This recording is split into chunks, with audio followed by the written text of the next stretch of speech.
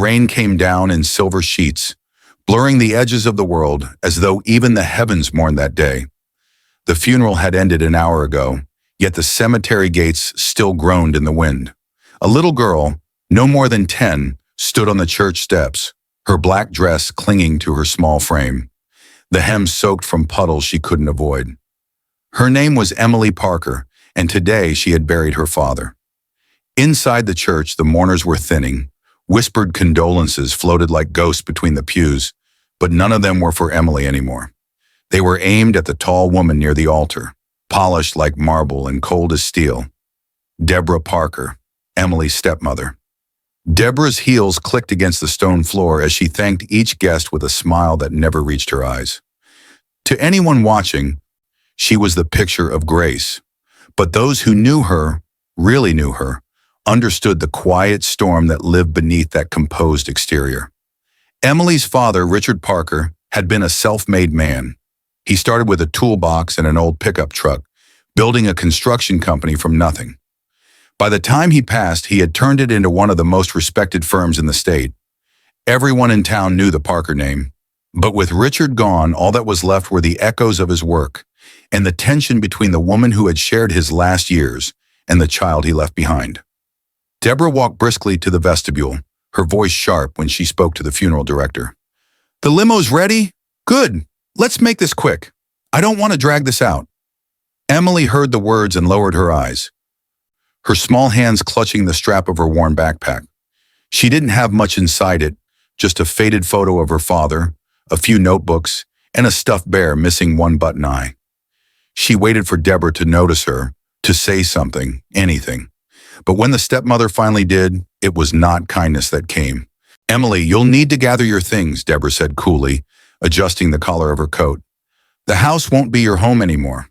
I'll make arrangements for you to stay elsewhere. Your father didn't update his will, and legally, everything is mine. I'm sorry, but that's the way it is." The words hit like a slap. Emily blinked up at her, unable to speak. She could hear the distant murmur of the last guests, the creak of the old wooden doors, the whisper of the rain. But Deborah's voice cut through it all. "You'll manage, won't you? You're a tough girl." Emily swallowed hard, but the lump in her throat wouldn't go away. She didn't argue. She didn't cry. She simply nodded, her silence louder than any protest could have been. Unbeknownst to them, a man had been watching. He stood near the back, broad-shouldered and quietly composed. Dressed in a dark suit that fit like it was made for him. His face carried the kind of strength that comes from surviving storms of his own. His name was Michael Grant, a name some in the town whispered about, a self-made millionaire whose fortune was as mysterious as his past. And as Deborah turned away, Michael's gaze settled on the little girl left standing alone. Something in his chest tightened. He took a step forward, then another, and in that moment, the story truly began. Emily Parker had always been quiet. She was the kind of girl who sat at the back of the classroom, neat handwriting filling the pages of her notebooks, her answers always correct, but never loud enough to draw attention. Her teachers described her as bright but reserved, and that was the truth. She carried her thoughts like precious stones, showing them only when she trusted someone enough to see. At 10, she had already learned the value of silence. It was easier that way, especially since her father's second marriage. Deborah Parker was everything Emily was not. Tall, confident, and immaculately dressed. She moved through rooms like she owned them, because more often than not, she did. Before marrying Richard Parker, she had worked in real estate, and she knew how to make an impression. Sharp lines, perfect hair, and a smile that never softened unless it served her purpose. She didn't shout to get her way. She didn't have to. Her power was in her certainty, and people tended to give way when she approached. When Deborah moved into the Parker home, things shifted. Richard tried to keep the peace, always patient with his daughter and generous with his new wife, but even he couldn't bridge the gap. Deborah believed in order, in rules, and things being just so. Emily's stuffed animals on the couch. Unacceptable. The drawing taped to the fridge. Clutter. Small things, but they stacked up, and Emily felt herself shrinking to fit into the spaces Deborah allowed. And now, with Richard gone, there was no one left to soften those edges. The other people in Emily's world were quiet shadows that day. Aunt Linda, Richard's younger sister, was kind but timid, too used to keeping the peace. She gave Emily a weak smile at the funeral, but it faded quickly when Deborah was near. The family lawyer, Mr. Thompson, hovered in the background, carrying a briefcase and a nervous air. He seemed to want to speak but never quite found the courage. And then there was Michael Grant. Michael didn't belong to the Parker family, but he belonged to the town. Everyone knew his story in fragments: a boy who had nothing, a man who built an empire of construction and real estate, someone who gave generously but quietly. He had been a friend to Richard in the early days, when two young men with dirt under their nails dreamed of something better. They had drifted apart over the years, but respect never faded. What no one saw that day was the way Michael's eyes followed Emily, noting every small detail: the two big shoes, the trembling hand gripping her backpack, the way she stood slightly apart from the others as if she didn't belong. He saw what others overlooked: the quiet courage of a child who had lost everything and still held herself together. And in Deborah's sharp voice, in the way she dismissed Emily without a second thought, Michael saw something else, a line he wasn't sure he could watch her cross. The storm outside had quieted, but inside Deborah Parker's home, the air was tense enough to cut. Emily stood at the edge of the living room, her backpack still on her shoulder. The house felt different now that her father was gone. Where once there had been warmth, his laugh, his boots by the door, the smell of fresh coffee, there was now only silence and the sharp clack of Deborah's heels on the hardwood. Deborah paced as she spoke, her voice smooth but firm, like someone reciting a speech. "Emily, I've spoken to Mr. Thompson. Legally, the house and the business belong to me. I'm sorry for your loss, but things are changing. You can't stay here. It wouldn't be appropriate." Emily didn't move. She watched Deborah's hands the way they never trembled. "Where am I supposed to go?" she asked finally, her voice small but steady. Deborah sighed as though she were being patient with a child who should know better. "Your Aunt Linda has agreed to take you in for a while. It's a smaller place, but she'll manage. I'll cover the basics until you're settled." "Aunt Linda's house is an hour away from my school," Emily said, gripping the strap of her backpack tighter. "And my friends are here." "Friends won't pay the bills," Deborah replied, turning away. "You're young. You'll adjust." It wasn't just the words, it was the tone, detached as though Emily were another item on Deborah's long list of things to manage now that Richard was gone. Emily's heart sank, but she stayed quiet. She had learned that arguing only made things worse. Later that afternoon, Michael Grant arrived. He hadn't planned to, but something about the girl's face at the church stayed with him. Deborah met him at the door, polished as ever. "Michael, what a surprise," she said, her smile pleasant but guarded.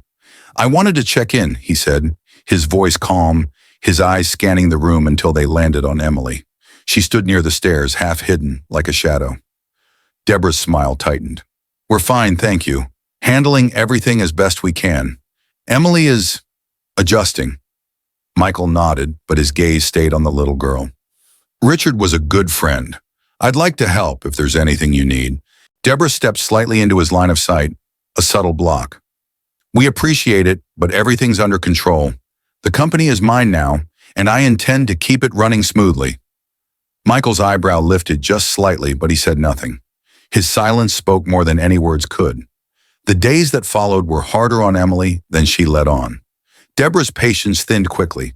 She complained about Emily's shoes left by the door, her books scattered on the coffee table. One evening, Deborah snapped when Emily accidentally spilled juice on the counter. "For heaven's sake, Emily, can't you do anything right?" The words rang sharp and cold. Emily froze, her eyes stinging, but she didn't cry. She picked up the glass, wiped the counter, and went to her room without a word. She wouldn't give Deborah the satisfaction. Deborah didn't notice the figure standing outside in the driveway. Michael had returned to check on some paperwork Richard had left behind. He heard the raised voice through the open window. He saw the girl retreat like a soldier returning from a lost battle. And in that moment, he began to understand that this wasn't just grief or stress. This was something else, something that could not be left alone.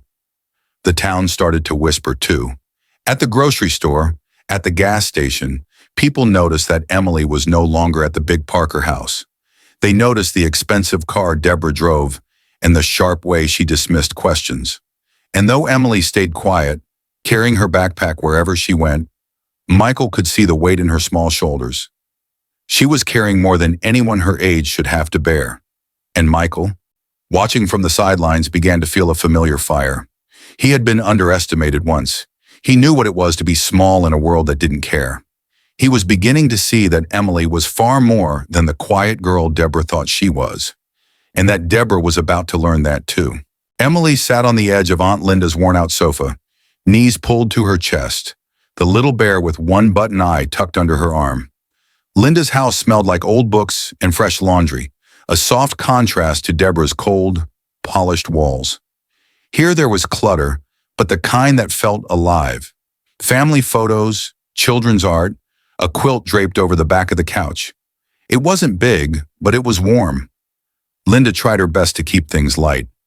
"You're stronger than you know, Emily," she said as she poured cocoa into a chip mug. "Your dad used to tell me you had a gift, always building things, solving things." Emily smiled faintly, remembering. "He used to let me help in the workshop," she said. "He said I could read blueprints better than some of his crew." The memory came easily, and it brought a warmth that almost hurt. She saw herself at 8 years old standing on a wooden stool, tracing lines on a blueprint, while her father watched with pride. "See this?" he had said, pointing to a set of numbers. "That's a load-bearing wall. You got that right without me telling you. You see things most people miss, kiddo." Emily remembered how she used to watch the construction crews work, quietly absorbing everything, the tools, the materials, the way her father negotiated with suppliers. She wasn't just playing around. She was learning. Back in the present, she glanced at the small notebook on the coffee table. Its pages were filled with neat sketches and diagrams. While other kids drew flowers and rainbows, Emily sketched floor plans and tiny bridges. Notes scribbled in pencil. It wasn't something she showed to anyone. It was hers, a secret piece of her father she carried with her. But she never spoke much about it. People didn't expect a little girl to understand things like tensile strength or how to read an architectural legend. Even now, Linda didn't press. She just handed her the cocoa and gave her a quiet nod, like she knew Emily needed space to keep her thoughts close. Later that evening, when Emily thought she was alone, she flipped through the notebook again. She stopped on a page near the back. A rough drawing of the Parker Construction logo, redesigned, sharper, cleaner. Next to it were notes about efficiency, costs, and safety measures. Ideas she had overheard from her father, ideas she was already improving in her own mind. She didn't know that Michael Grant, stopping by to drop off a folder of old company papers for Linda, caught a glimpse of those pages as he passed the doorway. He didn't say anything, but the corner of his mouth lifted slightly.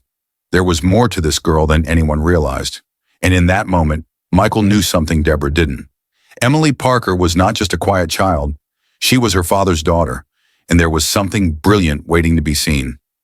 It started with a phone call, sharp and urgent. Aunt Linda answered, her voice trembling as she turned to Emily. "It's Deborah. She says the company is in trouble."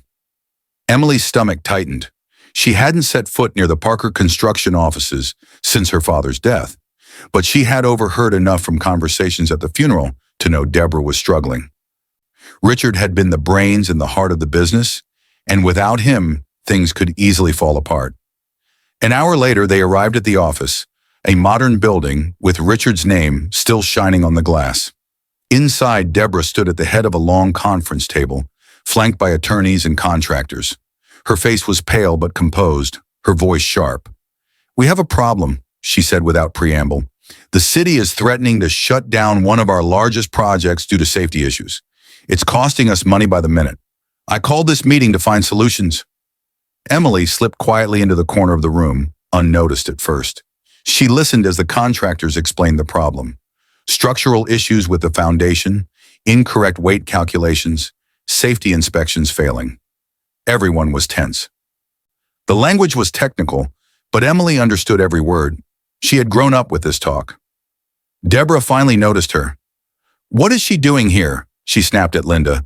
"This is no place for a child." Before Linda could answer, Michael Grant's voice cut through the tension. He had come too, invited by an old promise to Richard. She stays, he said calmly, his eyes on Deborah. Maybe she'll learn something. Deborah bristled but said nothing. The meeting continued, but solutions were scarce. Contractors argued, lawyers warned of lawsuits, and Deborah's frustration boiled. I can't believe this is happening.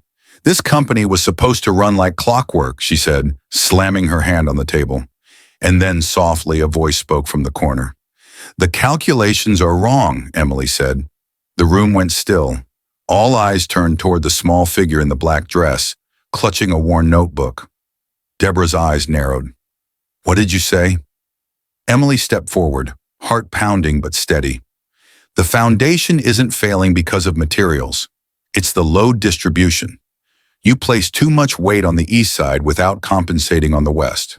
The plans don't account for soil shift after last month's rains. It's all here. She opened her notebook, flipping to a neatly drawn diagram. If you change the support structure here and here, you'll stabilize it without tearing everything down. Silence followed. A contractor leaned over to look, eyebrows rising. Another pulled out a tablet and checked the numbers. She's right, he murmured. These adjustments would fix it and save the project. Deborah's face flushed. You can't possibly know. Michael's voice interrupted, smooth and steady. She can. She's Richard's daughter. I've seen her sketches. She knows this business better than anyone in this room gives her credit for.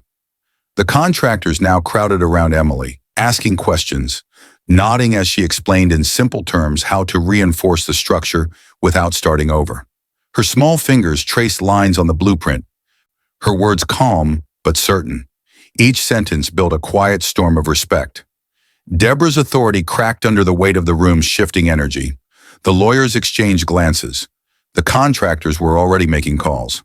Michael watched, a hint of pride in his eyes. Looks like we found our solution, he said, his voice carrying an edge that didn't need to be sharp to cut. Deborah tried to recover. This doesn't change anything legally. The company is still mine. Michael leaned forward, his calm turning to steel. You may hold the title, but everyone in this room now knows who carries the Parker name with honor. And if you care about saving face, you'll start listening to the person who just saved your project. The weight of his words settled like stone. Deborah looked around, seeing the shift. Her contractors now following a 10-year-old's lead, her authority suddenly fragile. She opened her mouth, then closed it, no retort coming. Emily didn't gloat. She simply gathered her notebook, hugged it to her chest, and stepped back. Her quiet was more powerful than any speech could have been. The room erupted into motion. Plans were adjusted, calls made, and as the meeting closed, Michael rested a hand on Emily's shoulder. Your dad would be proud, he said softly. And though she didn't smile, her eyes shone. The power had shifted, and everyone knew it. Deborah most of all. The following week, the Parker construction office was alive with energy. Workers moved with renewed purpose. The crisis avoided thanks to the adjustments Emily had suggested. The once stalled project was back on schedule, and the news spread quickly through the town. People whispered about the little girl who had saved the family business. Inside the office, Michael Grant stood with Emily and Aunt Linda. They were meeting with the company's senior team, and this time Emily wasn't standing in a corner. She sat at the table, her small notebook open, her face calm but alert. The contractors who had once dismissed her now greeted her with respect. She's got a sharp mind, one said. Your dad would be proud, another added. Deborah was there too, but the confidence she once carried seemed dimmed. She sat stiffly, lips pressed tight, her eyes avoiding Michael's steady gaze. The board of advisors had called this meeting not just to celebrate the solution, but to discuss the company's future. And the truth was clear. Deborah's decisions had nearly caused disaster. Michael spoke first. Richard built this company with his own two hands, and he taught his daughter well. It's time we acknowledge that. He looked toward Emily. You've done something extraordinary. You took a situation that would have sunk experienced professionals and turned it around. You have your father's vision, Emily, and you deserve a place in this company's future. Emily's heart raced, but she kept her voice even. I just did what my dad taught me. He always said to look closely, to think before you speak. The board members exchanged approving nods. She's young, one said. But she's got potential.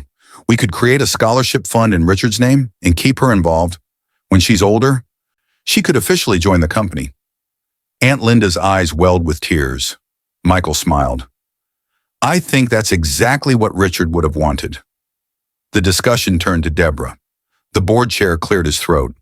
Mrs. Parker, while you are the legal owner, your recent actions have raised concerns. There's no denying the financial risk caused by your oversight. Deborah's jaw tightened. She started to speak, but Michael's calm voice stopped her. No one is saying you can't be part of this company, but it's clear your strengths are not in operations. It's time to step back and let people with the right skills take the lead. Consider this a chance to rethink your role. The words were firm, but they offered something rare: dignity. Deborah looked at Emily then, really looked. For the first time, there was no coldness in her eyes. Just something softer, maybe regret. She nodded stiffly. I'll step back, she said quietly. It wasn't the grand downfall some might have imagined, but it was enough. She had been humbled, and that was its own lesson. Later, as the meeting ended, Michael knelt to Emily's level. I meant what I said, he told her. You have a gift. If you want, I'll make sure you get the education and resources to grow it. We'll set up a trust in your name, something your dad would be proud of. Emily's throat tightened, but this time it wasn't sadness. It was gratitude. Thank you, she said, her voice barely above a whisper. Word spread quickly beyond the walls of the company. Neighbors stopped Emily and Linda in town to say how proud they were. Teachers at school spoke of her determination. Even the contractors began telling stories about the little architect who saved a project that could have cost millions. At the construction site, a banner soon appeared. In memory of Richard Parker, built for the future. Beneath it, in smaller letters, someone had written, inspired by Emily Parker. And on a quiet evening, sitting on Aunt Linda's porch, Emily opened her notebook again. She sketched the future, lines and shapes becoming houses, bridges, schools. Each page was a promise to her father and to herself that she would build, not just with tools, but with courage. She had lost much, but in the end, she had found something stronger: her voice, her purpose, and a world finally ready to listen. 5 years later, the Parker Construction name still stood tall, but something new had been added to it: a scholarship fund for young builders and designers, started by Emily Parker herself. At 15, she was already a quiet force in the world of design and construction. Her notebooks now filled with professional-level sketches and plans. People in town often smiled when they spoke about her. She's got her father's gift, they'd say, and maybe more. Michael Grant kept his promise. With his mentorship and Aunt Linda's steady support, Emily attended workshops, competitions, and design courses. She didn't flaunt her skills, but her work spoke for itself. Young kids who had never thought about building anything now looked up to her, showing up at the Parker offices after school to learn. She taught them to dream bigger, to draw their own plans, to believe they could create something even if they started with nothing. And Deborah? She faded from the spotlight. After stepping back from the company, she moved to a quieter life, far away from boardrooms and contracts. Some said she had learned a hard lesson. Others said she simply chose not to fight battles she could no longer win. Either way, she was no longer the shadow over Emily's life. On warm summer nights, Emily still sat on Aunt Linda's porch, sketching the world she wanted to build: homes for families, parks for children, bridges for towns. She carried her father's legacy with pride and her own purpose with grace. If this story inspired you, subscribe and share it so others can find strength and quiet courage, just like Emily did. Thanks for watching and being a part of this story.